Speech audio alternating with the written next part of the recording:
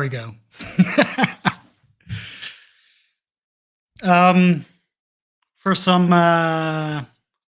things for the presentation. I won't be reading the chat until the end, so if you have any questions, feel free to put them there. But I can see them while I'm presenting.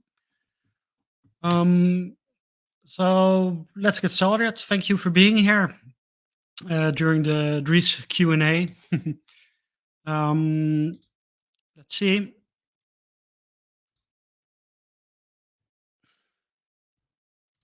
There we go. So we are losing trust in what we see and read on the internet. How can we bring back accountability and transparency on the net? Trust must become part of the internet's DNA, and everyone should help build an open and trusted web we all deserve. My name is Björn Brala. I'm technical director at Swiss, a Dutch digital agency. I'm born and raised in Leiden, the Netherlands. My commute to work is about 3 minutes, so that's awesome. I'm maintainer of JSON API in Core, WordProof for Drupal, and a few more modules. But most importantly, I'm a firm believer in the open and trusted web and the need to bring it to Drupal. For this, we've worked with WordProof. WordProof is a startup that was set up after winning a competition, Blockchain for Social Good, a competition by the European Union that invited organizations and people to think about how blockchain technology can create a better, more sustainable future. So let's check if the audio is okay. Oh, they stereo mirrored. Okay, sorry. I'll mirror them again.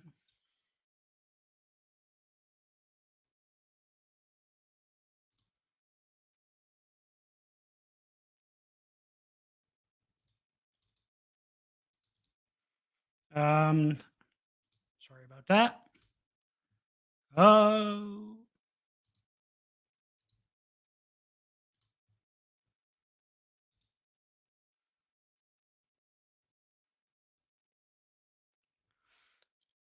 Yeah, they're now good. Okay, awesome. On my screen, they are mirrored, so that's really weird for me. I'm looking at a backwards screen. But let's get back to the point. So, even though the internet has brought us many good things, it has one deep rooted issue: trust. Which is quite obvious because trust was never part of the internet's design. The internet was built to connect computers to computers and create a network of information for everyone. But computers do not dream and do not care about power or self enrichment since they have no ego. But humans do. And therefore, our internet has degraded over time. And now we suffer fraud, manipulation, and theft on a daily basis. Because of these human needs and behaviors, search engines, social media, and the internet as a whole are no longer a safe and trustworthy place. And a better, more trustworthy internet is what we need and what we deserve. We owe it to ourselves to save the internet and the information it provides us. To do this, we need to make trust part of the internet's DNA. By encoding trust into the internet, we start on the path to make the internet a safe haven once again, taking back control from countless anonymous users and organizations that dilute valuable and truthful information we try to consume. Check. Yes.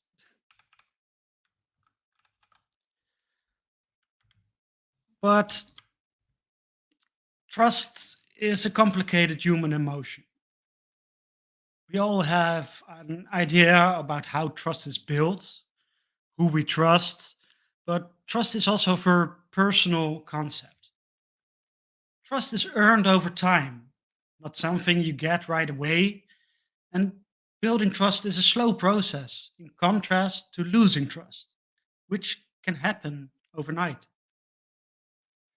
Many people have written quite a lot about trust, and although there's quite some consensus, trust is also so broad it's hard to describe completely. So, can we codify trust? Can we find the key concept we need?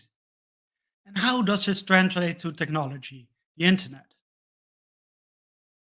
When I think of trust and how my close friends or colleagues have earned it, I do see a pattern. I trust friends because they are honest in their ways and open in their communications, even when that's hard. They don't sell out or live by double standards. They intend to do well to me, but also others. They are mostly competent in their actions, or at least try their hardest to be. But most importantly, they are also consistent in what they do. When people or organizations you interact with keep close to these values, you start building a relationship. A relationship where you can count on each other, doing the right thing and acting in a way that benefits you both. But how does this work on the internet?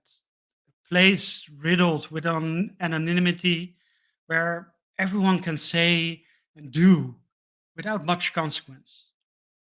This pollutes the internet with misinformation, making it harder and harder to find the real truth.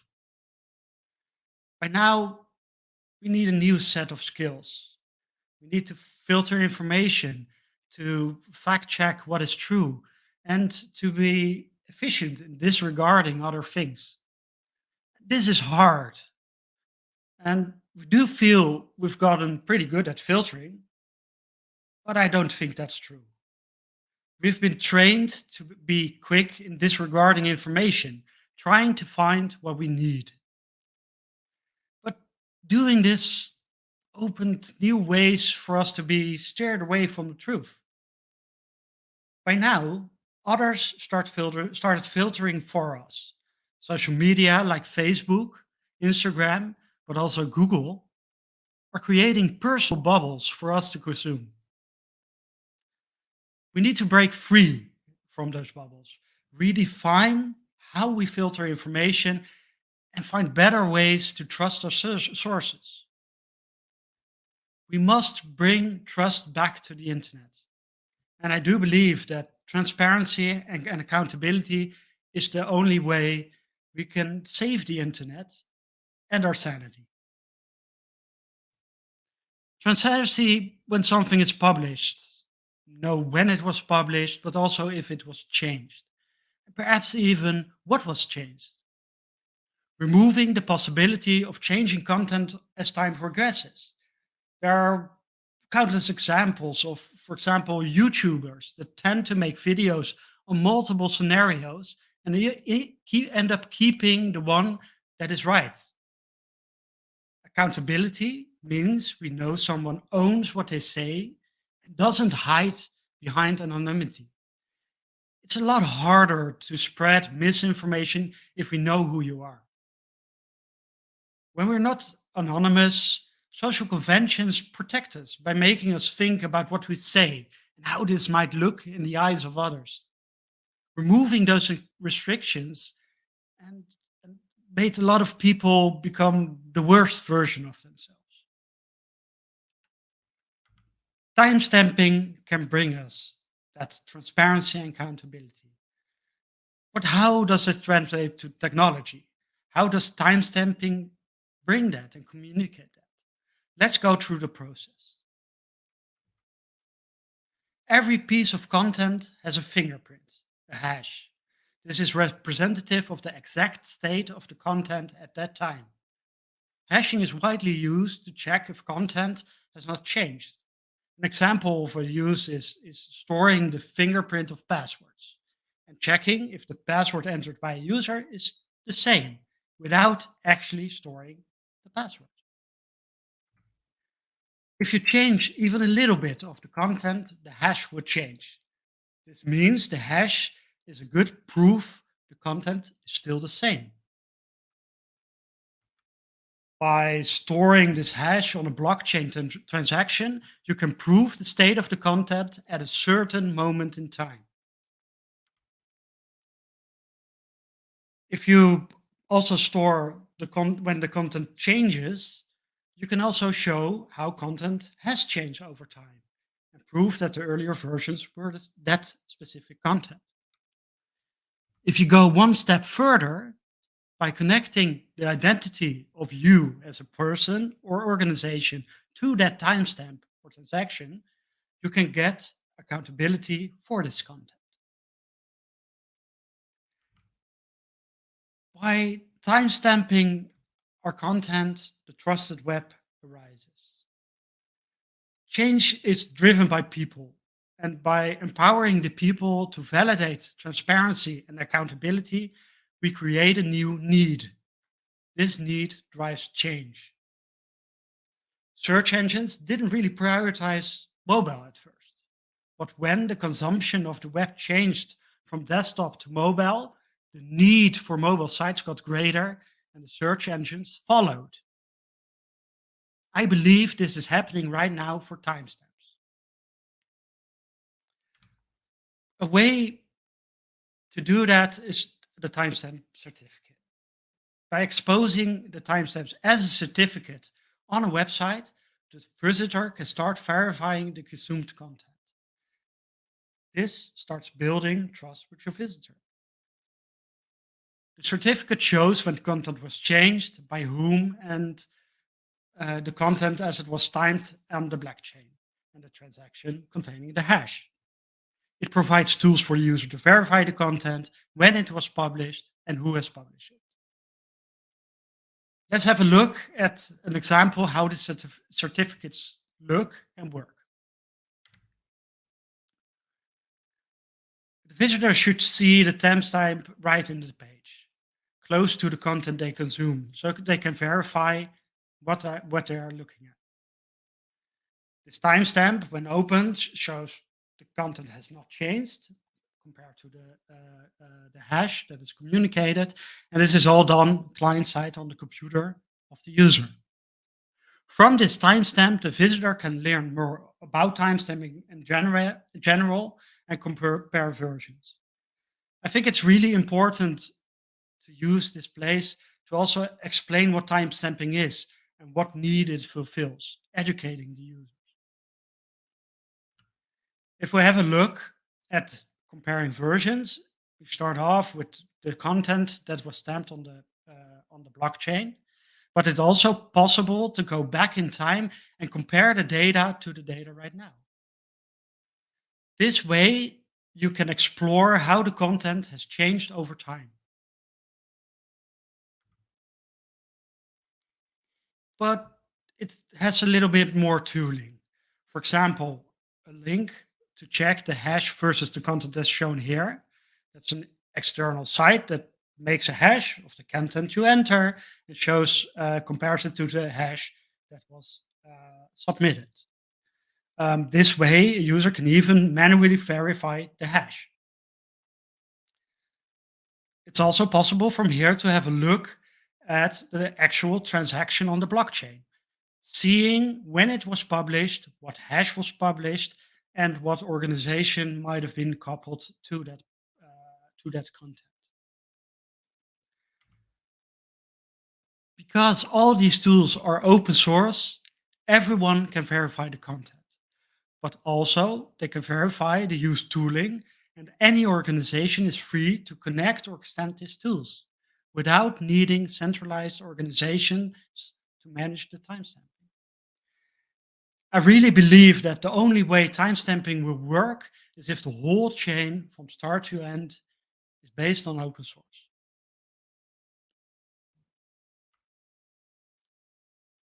So When we expose the information to our visitors, the people will start to expect new things. Um, but in order to facilitate change, we also need to expose this information not only to humans, but also to the drivers of the internet, the machines. Through standardization, we can expose this data in a way so search engines and social media can read it. There's no need to create a new infrastructure, but there are existing standards that can be extended exactly for this goal. ISO is working to define in multiple documents how we speak about blockchain and reference blockchain. This will eventually help describing the timestamps in a standardized manner. But as we all know, ISO is not really the fastest organization. The more important of the two here is schema.org. In short, schema.org is a standard that exposes structured data through code in the web page itself, giving essential metadata to search engines and sharing sites. Publishing timestamps through schema.org, we enable search engines and social media to start considering transparency and accountability as a parameter in their ranking. Exposing the timestamp, content source, the content itself, the blockchain transaction in a way already widely used in the web. This is an example of schema.org information you might find. We are looking at apparently a web page with an ID, which is the title, was written by a person named Björn Brala, which is me, and published by the organization Swiss. You can expose way more information than this through schema.org.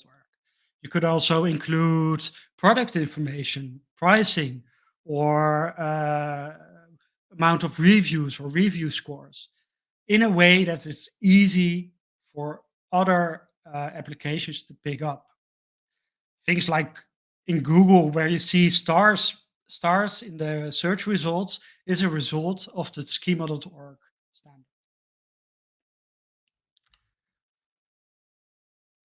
We're now looking at the timestamp for that exact web page. The timestamp is recorded on a blockchain transaction, and the identifier of the transaction is listed. It also lists what blockchain it was recorded in to make sure we can reference to that transaction. Furthermore, the hash is posted of the content. There's also a hash link, which is a place where you can get some JSON on what was sent, what was hashed exactly. This is sorry. This is important because a web page might contain a lot of dynamic parts, and you only want to timestamp the article itself, which should be relatively static. By timestamping only part of the web page, you make sure that even though the surrounding page might change, you still have the same content timestamped, and you don't have to timestamp it again. So by publishing this timestamp to schema.org, we enable the search engines and social media to start considering the transparency and accountability as a parameter in the ranking.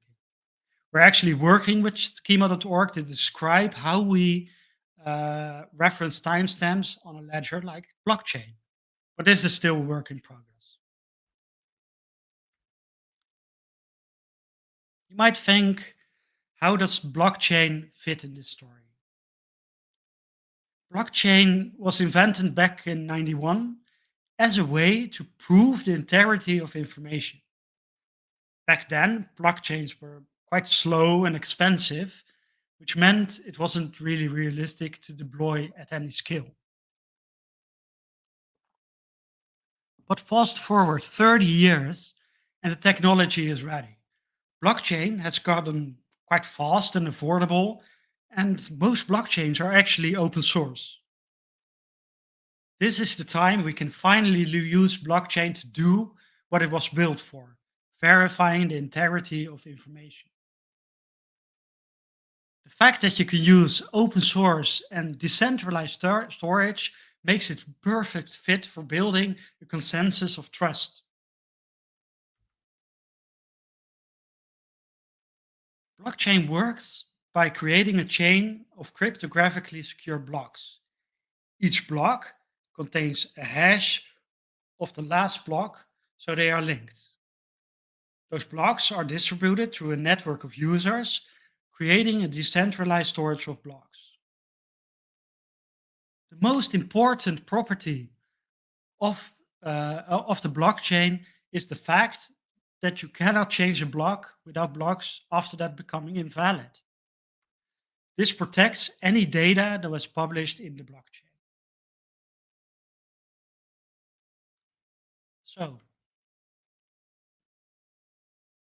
combining people, open source, open standards, and technology, we create an engine of change.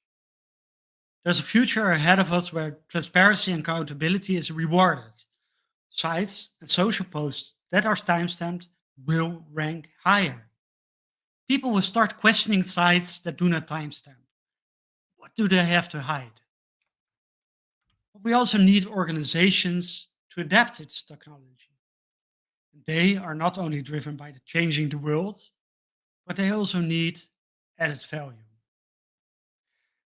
I feel that added value is preloading the next generation of CEO. And I'm not alone. There's actually right now 2,000 sites using timestamping who have served more than 635 million page views with a timestamp certificate. And there have been more than 5 million unique timestamps generated by those sites. The movement is moving. An example of an organization that has embraced this is NRC. NRC is a big Dutch news outlet, which has timestamped about 300,000 of their articles, serving them with the metadata that is available.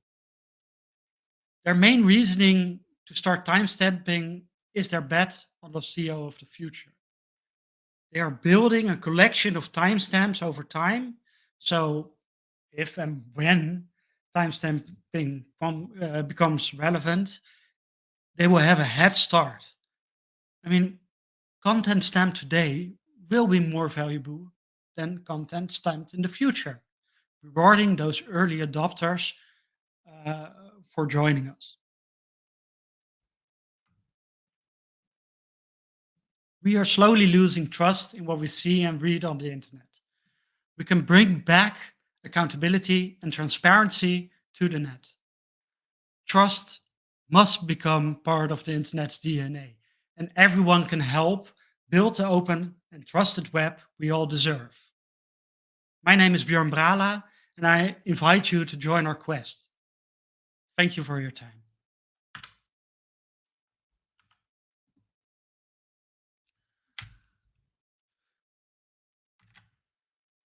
Hey. Okay.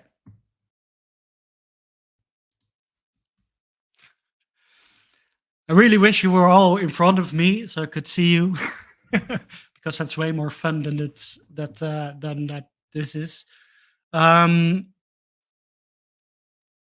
I want to ask you if there's any questions. There might be a lot of details I've skipped because I don't want you to sit here for 45 minutes listening to me talk.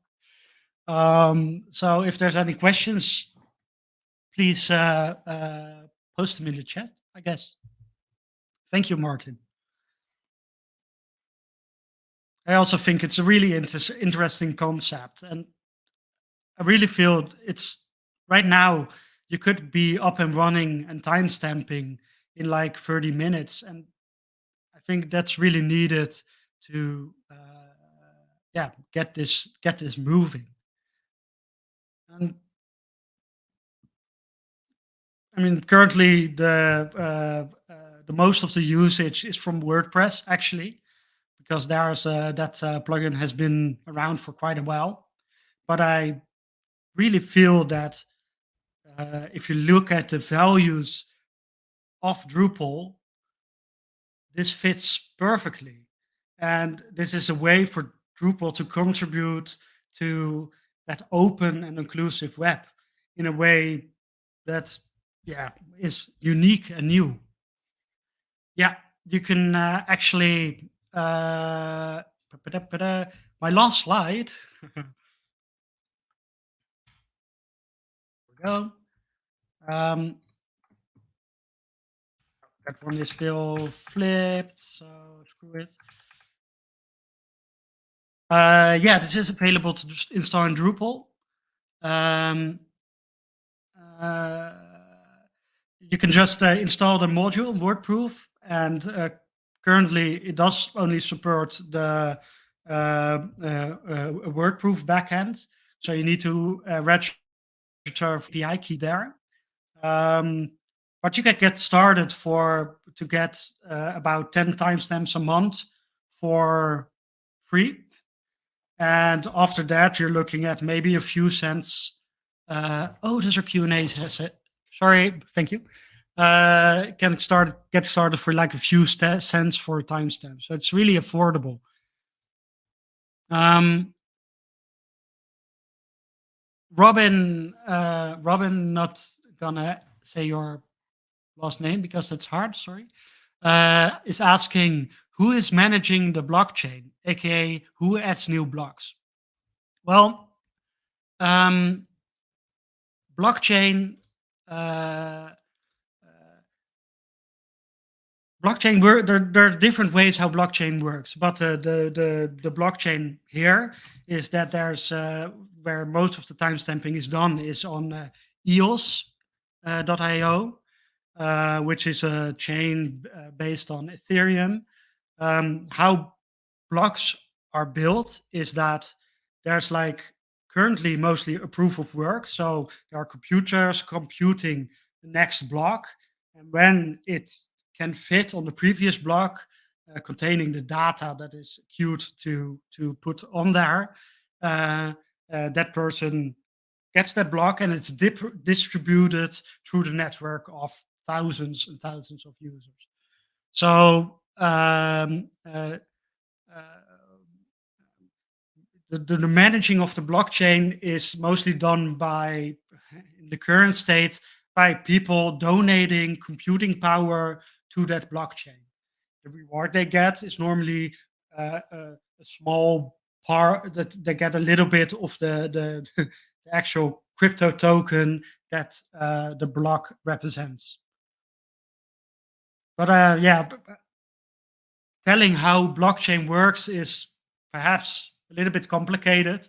Sometimes when we talk about WordProof and timestamping, we try to keep blockchain a little bit low in how much attention it gets, just because it's complicated and it's getting more mainstream on how it works and what works and what it does, but it's really not that mainstream yet.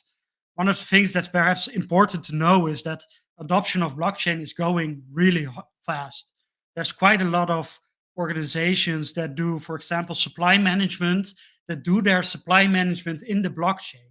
So they have like where products come from, for example, the raw resources stored on a blockchain, and that way in they have the proof of the path everything took to the end product, to prove, for example, sustainability, or to prove they don't do child labor or stuff like that. So hopefully that helps. Um, let me see. I Catherine asks, can we use this to verify how data has changed for different visitors? I'm thinking here about sites that tailor content based on their previous browsing history. Yeah, there's actually a little bit of a complication there, as you said. It might be with the rise of DXP and more personalization on the internet, an article is not always the same article. You could go about it in different ways. You could say the timestamped content uses uh, the unchanged view. And one of the cool things is that um, uh, the timestamped content is visible in the certificate, but it's yeah, you could say that that's the base, for example, the base article. Um, uh, so there's some fidgeting to be done to making sure that it works for that. Another way is if you have content aimed at different groups. For example, you have three different target audiences you're targeting with your personalization. Is that you create three different timestamps that are the view as personalized for that group. If you go really to the visitor and personalize for that specific visitor, things will get complicated. And then you might need to go to timestamping perhaps smaller portions of content or finding another way. Um, Hopefully that helps answer some of your the question you might have. Let's see. Martin in the main channel says, "Why haven't we heard about this before? We need to up the profile on somehow." I totally agree. Um, I mean, this, I think even a year ago or 2 years ago, there were Drupal camps where there was some initial talk about this in a more generic manner by Sebastian van der Lans, who thought this concept up and applied for the EU competition.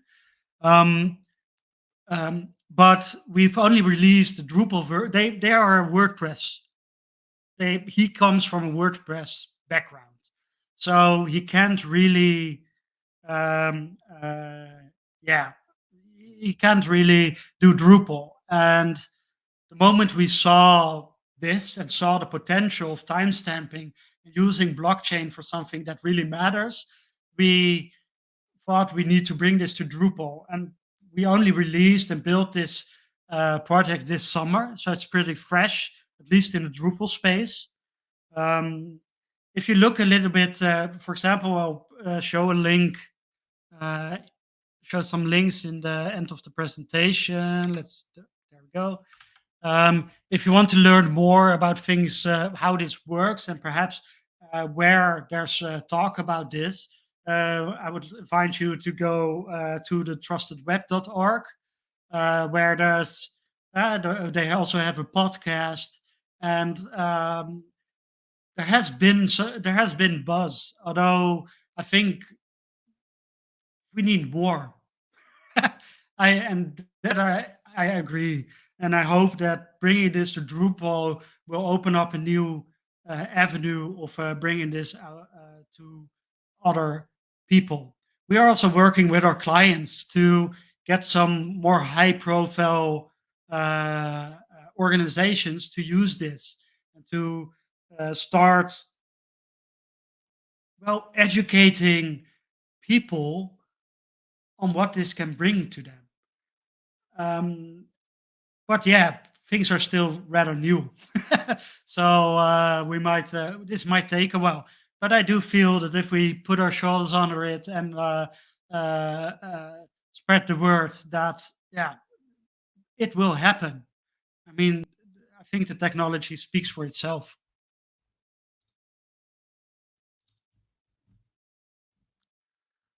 Um, tu- tu- tu- tu- tu. I don't know if there's any other questions left. If there's not, then I'd like to thank you for your time and for your. I'm trying to post some links, but it's not working. Um, and if you want to find me, yeah, I will post a link to the slides. Um, yeah, I'll go arrange it right now. I've forgot to put them online, but I should be able to do this pretty easily. Um, if you want to find me, you can always send me an email at bjorn@swiss.nl, or find me Bjorn@Swiss. Or I'm quite active in the Drupal Slack, because there's a lot of work. Uh, let's see, Drupal Slack, Vibrala, because there's quite a lot of activity there, and I really like the instant communication we can do there. So come find me or send me a private message here on Hopin. I'll try to be available the rest of the afternoon. And thank you for your time.